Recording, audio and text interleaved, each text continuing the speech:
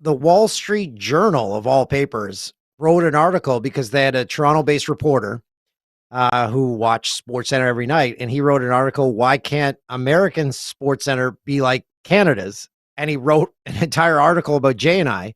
This landed on the desks of Fox executives.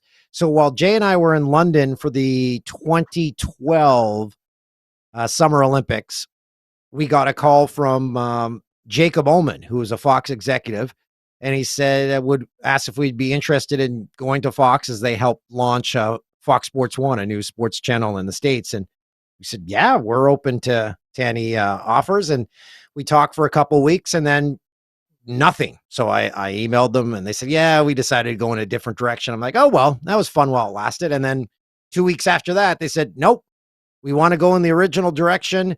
And then we had to find agents, and then our agents worked out a deal. And then we moved to Fox in LA from 2013 to 2017. We signed a 4-year deal there. So all because of one article in the Wall Street Journal, we landed in LA at the juggernaut that is Fox. And what an experience. We worked on the Fox lot where they shot like Modern Family. They shot so many shows. There's like actual sound stages. There's a fake New York street where they shoot shows every day. You drive onto a working Hollywood set with palm trees. And I'm like, is this the greatest gig ever? And we had no affiliation with Fox News, so we didn't have to deal with any people being mad at us. We were on our own island out there launching a new network. The only problem we soon discovered was no one knew how to find the channel. Uh-huh.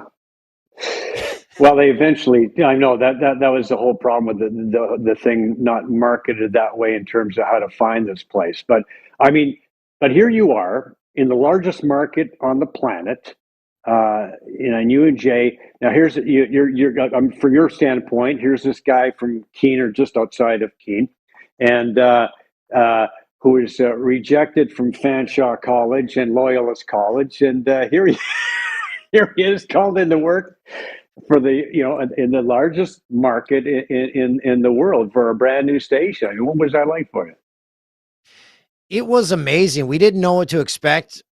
We were, without admitting it, nervous walking into this place where there was superstars working, but it is hands down one of the greatest companies I've ever worked for. From the wardrobe department to the stage crew, there was no expense spared. Is that the right expense? Yeah, I think so. Yep.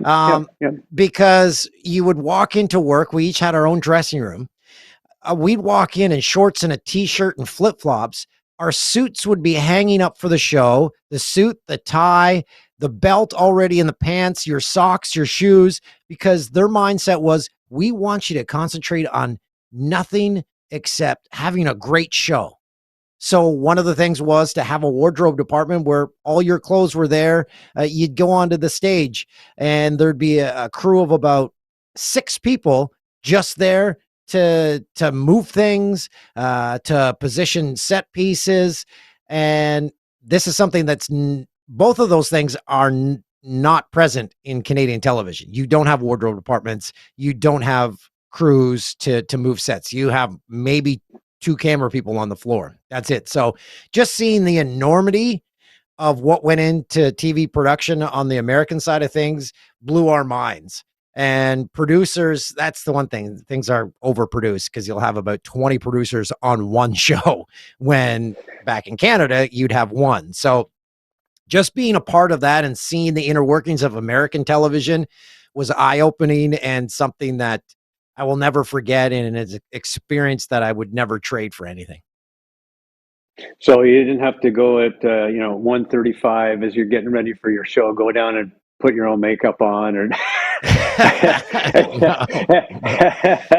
And the other thing, when you're working at Fox, you're walking down the halls and you see Frank Thomas, the Big Hurt. Oh, then yeah, we work with him. We worked on a show with Donovan McNabb, Gary Payton, Gabe Kapler, who's now the manager of the San Francisco Giants. All these people just roaming the halls, and it was just like you didn't bat an eye when, if you saw one of those people walking around a studio in Canada, you'd be like, oh, whoa, this is pretty amazing. This guy's here. But it was just something that was happening every single day when we went into work.